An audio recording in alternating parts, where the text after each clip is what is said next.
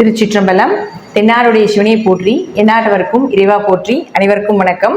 துலா ராசிக்குண்டான பிப்ரவரி மாத பலன்களை பத்தி பார்க்கலாம். துலா ராசியை பொறுத்த வரைக்கும் பார்த்துட்டீங்கன்னா, இந்த மாதம் உங்களுடைய சுக்கிரன் உங்களை ஆளக்கூடிய, நீங்க எந்த மாதிரி இருப்பீங்க, உங்களுடைய கேரக்டர் எப்படி இருக்கும், உங்க உடல் வாகு எப்படி இருக்கும், அதே போல நீங்க உங்களுடைய தன்மைகள், உங்களுடைய எண்ணங்கள், இது எல்லாமே யாருன்னா இயற்கையாகவே சுக்கிரன் கொடுக்கக்கூடியதா, சுக்கிரனுடைய தன்மையில தான் நீங்க இருப்பீங்க அப்படிங்கிற அமைப்பு உண்டு. அப்பேற்பட்ட சுக்கிரன் இந்த மாதம் பார்த்துட்டீங்கன்னா உச்சம் பெறுகிறார். ராசி அதிபதி உச்சம் பெறுவது மிகப்பெரிய யோகத்தை கொடுத்தே தீரும். ஆனா என்னன்னா, 6ஆம் வீட்டுல போய் உச்சம் பெறும் பொழுது பணத்தையும் கொடுக்கும், அதற்கு ஈக்குவலாக ஏதாவது ஒரு விரயத்தையோ அல்லது ஏதாவது சின்ன சின்ன கடன் சார்ந்த விஷயத்தையோ ஏற்படுத்தி கொடுக்கும் அப்படிங்கிற உண்மை. இதுல இவர் 8ஆம் அதிபதி ஆகி 6ல உச்சமாகி ராகுவோட சேர்க்கை பெறுகிறார். ராசி அதிபதியும் 8ஆம் அதிபதியுமான சுக்கிரன் உச்சம் பெறக்கூடிய காலத்துல சந்தோஷங்கள், மகிழ்ச்சி, பண விரயங்கள், பண வரவு இதெல்லாமே ஏற்படுத்தி கொடுக்கும். அது மட்டும் இல்லாம ராகுவோட சேரும் பொழுது இயற்கையாகவே பார்த்துட்டீங்கன்னா சுக்கிரன் ராகு சேர்க்கை அப்படிங்கிறது மகாலட்சுமி கடாட்சம், மகாலட்சுமி யோகம், ஏதாவது ஒரு வழியில பண வரவு அப்படிங்கிறது நிச்சயமாக ஏற்படுத்தி கொடுப்பார். கேட்கின்ற இடத்தில், செய்கின்ற இடத்தில், எங்க நீங்க பணம் கேட்டீங்கனாலும் கிடைப்பதற்குண்டான வாய்ப்புகள் விபரீதமாக லாட்ரி சம்பந்தப்பட்டது, ஷேர் மார்க்கெட் சம்பந்தப்பட்டது, இதுல எல்லாமே கூட உங்களுக்கு அதீதமான பண வரவு வர்றதுக்குண்டான வாய்ப்பையும் இந்த சுக்கிரன் உச்சமாகும் பொழுதும் அது துலா ராசிக்கு, ரிஷப ராசிக்கு மிகப்பெரிய யோகத்தை நிச்சயமாக கொடுத்துட்டு தான் போகும் அப்படிங்கிறதுல மாற்றம் கிடையாது. இது ஒரு வகையில் இருந்தாலும் இந்த கிரக சேர்க்கை அப்படிங்கிறது பார்த்துட்டீங்கன்னா, இந்த ராகு சுக்கிரன் மகாலட்சுமி யோகம் அப்படின்னு சொன்னாலும் கூட உச்சகட்டமாக பெண் சாபத்தை கொடுக்கக்கூடிய ஒரு அமைப்பு அப்படிங்கிறது உண்டு. உங்க ஜாதகத்துல சுக்கிர திசையோ ராகு திசையோ, சுக்கிர திசையில் ராகு புத்தியோ, ராகு திசையில் சுக்கிர புத்தியோ, சுக்கிரன் ராகு சாரத்திலேயோ ராகு சுக்கிரன் சாரத்தில் இருந்தாலோ, அல்லது ராகு இருக்கின்ற வீட்டில், உங்க ஜாதகத்துல ராகு இருக்கின்ற வீட்டிலிருந்து 1ஆம் இடம், 5ஆம் இடம், 9ஆம் இடத்துல சுக்கிரன் இருந்தாலும் இந்த கிரக சேர்க்கை இந்த மாதம் உங்களுக்கு அதாவது அதிகமான பணவரவு, எதிர்பார்த்ததை விட மிகப்பெரிய பணவரவை ஏற்படுத்தி கொடுத்துட்டு போகும் அப்படிங்கிற அமைப்பு உண்டு. இருப்பினும் இந்த சுக்கிரன் ராகு நம்ம சொன்ன மாதிரி உச்சகட்டமான பெண் சாபத்தை கொடுக்கக்கூடிய ஒரு ஜாதக அமைப்பாக இருக்கிறதுனால உங்க ஜாதகத்தில் இந்த கிரக சேர்க்கைகள் இருந்தால் கண்டிப்பாக ஆண்களாக இருந்தால் பெண்களிடமும், பெண்களாக இருந்தால் ஆண்களிடமும் ரொம்ப கவனமாக இருக்க வேண்டும். ஏன் அப்படின்னு பார்த்தீங்கன்னா, இந்த சுக்கிரன் ராகு அப்படிங்கிறது ஆசையை காட்டி மோசம் பண்ணும். ராகு அப்படிங்கிறது எல்லாமே பெருசா இருக்கிறது மாதிரி காட்டும், ஆனா உள்ள போனா ஒண்ணுமே இருக்காது. ஏன்னா இது ராகு அப்படிங்கிறது ஒரு அவமானத்தை ஏற்படுத்தி கொடுத்துரும். நீங்க சின்ன தவறு பண்ணீங்கனாலும் கூட பெருசு பண்ணிடும். ராகுங்கிறது பெரியது, கேதுனா தான் சிறுசு. 4 ரூம்குள்ள முடியுது, அது கேதுனுடைய அமைப்பு. ஊரே தெரிகிறதா, வைரல் ஆகுதா, அது ராகுனுடைய அமைப்பு. அப்ப இந்த சுக்கிரன் ராகு சேர்க்கை இருக்குதுங்க அப்படின்னா கொஞ்சம் கவனமாக இருந்து செயல்படுத்த வேண்டும் அப்படிங்கிறது முற்றிலும் உண்மை. இதே பாருங்க, உங்களுக்கு இது உங்களுக்கு தெரியல, இந்த சுக்கிரன் ராகு சேர்க்கை அப்படிங்கிறது ஜாதகத்துல தெரியல அப்படின்னா, இந்த சுக்கிரன் ராகு பாருங்க, இதனுடைய மைனஸ் என்னன்னா, உங்க வம்சத்துல உங்களுடைய பரம்பரையில பெண்களுடைய நிலைகள் நல்லா இருக்காது. குடும்பத்தில் சிறு வயதிலேயே பெண்கள் இறந்திருப்பாங்க, அல்லது சிறு வயதிலேயே ஏதாவது விடோவாயிருக்கிறது, அல்லது பெண் குழந்தைகளாகவே பிறப்பது, அல்லது ஆண் குழந்தைகளாகவே பிறக்குது. உங்க வம்சத்துல பெண்களுடைய நிலைகள் அப்படிங்கிறது நல்லா இருக்காது. கணவன் மனைவி பிரச்சனைகள், நிம்மதியான வாழ்க்கை அப்படிங்கிறது இருக்காது. இதுதான் உச்சகட்டமான பெண் சாபத்தினுடைய ஒரு அமைப்பு. அப்போ இப்படி உங்க ஜாதகத்தில் இருக்கு அப்படின்னா கொஞ்சம் கவனமா இருந்துக்கோங்க அப்படிங்கிறது இந்த மாதத்தினுடைய ஒரு அட்வைஸா நீங்க எடுத்துக்கலாம். அடுத்தது பாருங்க, செவ்வாய். இந்த செவ்வாய் அப்படின்னு சொல்லக்கூடிய 9ஆம் இடத்துல போய் உங்களுக்கு வக்ரத்தில் இருக்கார் 24ஆம் தேதி வரைக்கும். 2-7 வக்ரகதி அடையும் பொழுது 2ஆம் அதிபதி வக்ரமா இருந்துச்சுன்னா பேச்சால பிரச்சனைகள் வரும் அப்படிங்கிற ஒரு அமைப்பு இருந்தாலும் பண வரவு இரட்டிப்பாக வரும். ஏன்னா வக்ரம்னா 2ன்னு அர்த்தம், வக்ரம்னா ஸ்பீடா வர்றதுன்னு அர்த்தம், வக்ரம்னா திரும்பி உட்காந்துட்டு இருக்குது செயல்படுத்த முடியாம அப்படிங்கிறது அர்த்தம். அப்ப 2ஆம் அதிபதி வக்ரம் ஆச்சுன்னா பணம் அப்படிங்கிறது இரட்டிப்பாக வரும். அப்போ ஒரு திருமணம் சார்ந்த விஷயமாக இருந்தாலும், வீட்டுல குடும்பம் சார்ந்த விஷயமாக இருந்தாலும் பார்த்துட்டீங்கன்னா ஏதாவது ஒரு வழிவகையில பேச்சால உங்களோட எண்ணத்தினால கொஞ்சம் பிரச்சனைகள் வர்றதுக்கு வாய்ப்புகள் உண்டு. அதை மட்டும் கொஞ்சம் கவனமா பார்த்துட்டீங்கன்னா மற்றபடி திருமணம் சார்ந்த விஷயங்கள், அதே போல பாருங்க, ஏன்னா 9ஆம் இடத்துல இருக்கார் செவ்வாய். அப்ப 7-9 போகும்போது உங்களுக்கு எதிர்பார்த்த வரன்கள் இதெல்லாமே கிடைப்பதற்குண்டான வாய்ப்புகள் உண்டு. அப்ப 24ஆம் தேதிக்கு மேல வக்ர நிவர்த்தி வேற ஆகிறார். அப்ப 24ஆம் தேதிக்கு மேல நீங்க எதிர்பார்த்த எல்லா விஷயங்களும் நடக்கும். இன்னும் 1 மாசம் வரைக்கும் அங்க செவ்வாய் செவ்வாய் அங்கேயே தான் இருக்க போறாரு, மிதுனத்திலேயே தான். அப்ப 2 குடைவர் 9ஆம் வீட்டில் 24ஆம் தேதி வரைக்கும் வக்ரகதி இல்லாமல் இருக்கும் பொழுது கண்டிப்பாக நல்ல திருமண வாழ்க்கை, எதிர்பார்த்த வரங்கள் கிடைப்பது, பார்ட்னர் போட்டு தொழில் பண்றது, தன வரவு, பணம் கொடுக்கல் வாங்கல் நின்று போயிருந்தாலும் கூட அது திரும்பி வர்றதுக்குண்டான வாய்ப்புகள், இதெல்லாம் 24ஆம் தேதிக்கு மேல நீங்க எதிர்பார்க்கலாம். அது வரைக்கும் கொஞ்சம் ஸ்லோவா கொண்டு போனீங்கனாலே பரவாயில்ல.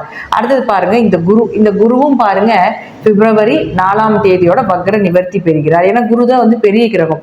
அப்ப குரு இந்த துலா ராசிக்கு வக்ரமாகிறது ஒரு யோகத்தை கொடுத்தாலும் கூட 8ஆம் இடத்துல வக்ரமாயிருக்கும் பொழுது நகை அடமான வச்ச ஒரு சூழ்நிலைகளோ அல்லது பணம் சார்ந்த விஷயம் ஏதாவது தொலைந்து போனதோ அல்லது ஏமாற்றப்பட்டதோ, இது எல்லாமே ஒரு பணம் நகை சார்ந்த விஷயங்கள் உங்களுக்கு ஏமாற்றத்தை கொடுத்திருக்கும். அதே போல உங்க உறவினர்களுக்குள்ளேயோ அல்லது உங்க கூட பிறந்தவர்களுக்குள்ளேயோ வேலை செய்யக்கூடிய இடத்துல சில மன சஞ்சலங்கள் ஏற்படுத்தி இருக்கலாம் அப்படிங்கிறத முற்றிலும் உண்மை. இது எல்லாமே பிப்ரவரி 4ஆம் தேதிக்கு மேல நிவர்த்தி ஆகி வேலையில நல்ல ஒரு வருமானத்தை கொடுக்கக்கூடிய அமைப்போ அல்லது வேலையிலிருந்து ஒரு இடம் விட்டு இடம் மாற வேண்டிய ஒரு சூழ்நிலைகளோ, எதிர்பார்த்த தனவரவு அப்படிங்கிறத நிச்சயமாக கிடைப்பதற்குண்டான வாய்ப்புகள் உண்டு. அடுத்தது சனி பகவான். இந்த சனி பகவானை பொறுத்தவரைக்கும் நம்ம முதல்ல சனி பயிற்சி சொல்லியிருப்போம். உங்களுடைய ராசிக்கு 5ல் இருக்கிறதால குலதெய்வத்தினுடைய அனுகிரகம் முழுமையாக இருப்பதற்குண்டான வாய்ப்புகள் உண்டு. அடுத்தது புதன்.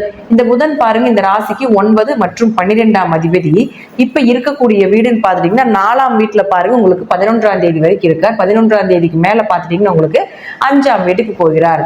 அப்போ துளாராசியை பொறுத்த வரைக்கும் 9ஆம் அதிபதியானவர் 4ல் இருக்கிற வரைக்கும் பூர்வீக சொத்து, பூர்வீக ஸ்தானத்துல ஏதாவது சொத்து சார்ந்த பிரச்சனைகள் இருந்ததுன்னா இது உங்களுக்கு சாதகமாக வர்றதுக்குண்டான வாய்ப்பை ஏற்படுத்தி கொடுக்கும். வீடு, மனை, சொத்து சுகங்கள், வண்டி வாகனங்கள், ஏதாவது ஒரு விஷயத்துல உங்களுக்கு அது மாற்றமாகவோ அல்லது இடமாற்றம் பண்ண வேண்டிய ஒரு சூழலை ஏற்படுத்தி கொடுக்கும். அப்போ 11ஆம் தேதிக்கு மேல அவரும் பார்த்துட்டீங்கன்னா 5ஆம் வீட்டுக்கு போகும்பொழுது 1, 5, 9 தொடர்பு ஏற்படுத்தி கொள்கிறார்கள்.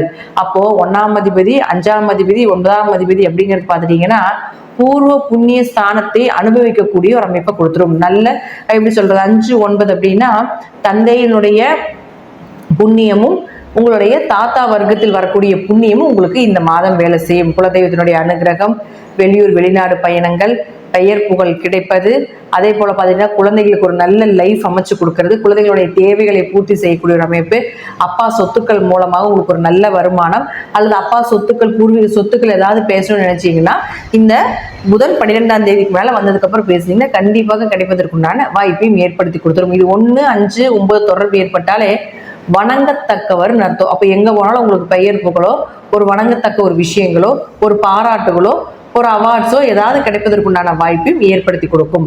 அடுத்தது வரை உங்களுக்கு பார்த்துட்டீங்கன்னா 12ஆம் அதிபதியும் ஆகிறார் இந்த புதன். இந்த புதன் 12ஆம் அதிபதியும் ஆகி சனியோட போய் நிற்கும் பொழுது, சனி அப்படிங்கிறவர் இயற்கையாகவே தொழில்காரகன்னு சொல்றோம். அப்போ 12ஆம் இடம் அப்படிங்கிறது பார்த்துட்டீங்கன்னா உங்களுக்கு வெளிநாடு, வெளியூர், இம்போர்ட் எக்ஸ்போர்ட் பிசினஸ் பண்றது எல்லாமே 12ஆம் இடம் தான். அப்ப அந்த புதன் அங்க தொடர்பு கொள்ளும் பொழுது ஏதாவது வெளிநாடோ வெளியூரோ இம்போர்ட் எக்ஸ்போர்ட் பிசினஸ் எல்லாம் ரொம்ப சிறப்பா இருக்கிறதுக்கு உண்டான வாய்ப்பையும் ஏற்படுத்தி கொடுப்பார். தீர்த்த யாத்திரை சென்று வரக்கூடியது, அது 5ஆம் இடங்கிறது பாருங்க குடும்ப ஒற்றுமை, குடும்பத்தோடு சென்று வரக்கூடிய ஒரு சூழ்நிலைகள் இதெல்லாமே நிச்சயமாக உண்டு.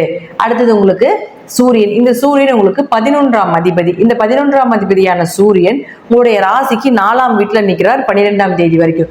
11ஆம் அதிபதி 4ஆம் வீட்டுல இருந்தால் வீடு, சொத்துக்கள், வண்டி வாகனங்கள் இதெல்லாம் வாங்கறதுக்கு உண்டான வாய்ப்புகளும், ஏதாவது விரயம் பண்ண வேண்டிய ஒரு சூழ்நிலைகளை கொடுப்பது புதன். அப்ப ஏதாவது ஒரு இடம் விற்கிறது, வீடு விற்கிறது, வண்டி ஏதாவது வித்துட்டு வேற ஏதாவது வாங்கலான்றீங்கன்னா இந்த காலத்தை பயன்படுத்தும் பொழுது உங்களுக்கு எதிர்பார்த்த லாபங்கள் வந்தே தீரும். ரொம்ப நம்ம இப்போ 1 லட்சம் ரூபாய்க்கு நீங்க விற்கிறீங்க அப்படின்னு வச்சுக்கோங்களேன், ஒரு 70,000 50,000 பேசிட்டு இருக்காங்கன்னா இந்த காலத்துக்கு மேல 12ஆம் தேதிக்கு மேல நீங்க மூவ் பண்ணினீங்கன்னா நீங்க என்ன அமௌண்ட் பிக்ஸ் பண்றீங்களோ அந்த அமௌண்ட்டே உங்களுக்கு கிடைப்பதற்குண்டான வாய்ப்புகளும் உண்டு அப்படிங்கறத நம்ம எடுத்துக்கலாம். அடுத்தது பாருங்க, அவரே உங்களுக்கு 12ஆம் தேதிக்கு மேல 5ஆம் வீட்டுல போய் சூரியன் சனி சேர்க்கை ஆகிறார்.